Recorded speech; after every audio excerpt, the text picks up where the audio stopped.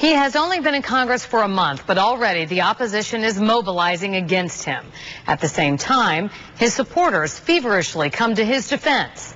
He is Allen West, the controversial Republican congressman who won the 22nd district seat in November.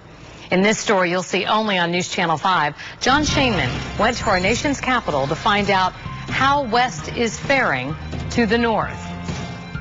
Congressman Allen West doesn't travel with a briefcase. So it's got all the patches of all the units I've been in and everything. West is not a politician in the traditional sense. He rode the anti-incumbent wave in November to victory with a pull-no-punches attitude.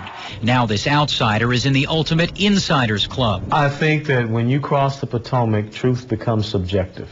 That's a very dangerous thing. For the first few weeks, it's been a blur of committee meetings while learning how to get around the Capitol. You find yourself, a mile wide and an inch deep, because you get up here on a Tuesday, you have the votes, but then you have so many things going on. Congressman Allen West is joining us, one of the freshmen. That includes the demands of the media. West has been a popular guest on both radio and television. For whatever reason, I'm a high-profile freshman, and the liberal left is absolutely terrified of me. In fact, the Democratic Congressional Campaign Committee has already launched a radio campaign against him. One thing you should never do, you should never let a military man know that he gets under your skin, because I'm going to exploit that. West, an Iraq War veteran, won a bruising campaign with the backing of the Tea Party.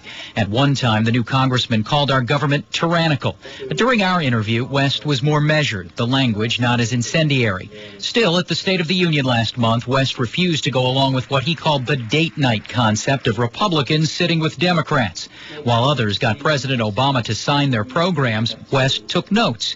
He gave the president a C. There's been a lot of talk over the past few weeks, President Obama moving towards the center. Well, I asked Representative West if he feels that may be the case. Well, when you start talking about government reform and looking at all these different agencies and efficiencies, that's Tea Party talk. But in the same breath, West goes back to the State of the Union and the president's use of the word investment. But if that term investment is just a synonym for, government spending, then we're going in the wrong direction. In D.C., West lives in a basement apartment he affectionately calls the Bat Cave, an extension of his Batman nickname from when he was a kid.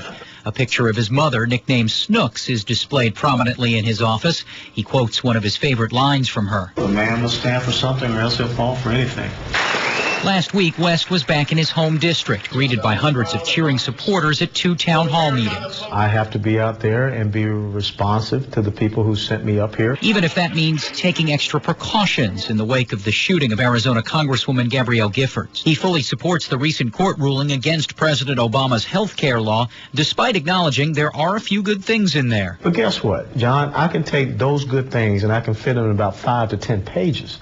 It's the other 2,490 pages that are the wrong direction. That's a phrase the new congressman uses a lot, and time will tell if West is helping point the country in the right or wrong direction. In Washington, John Shainman, WPTV News.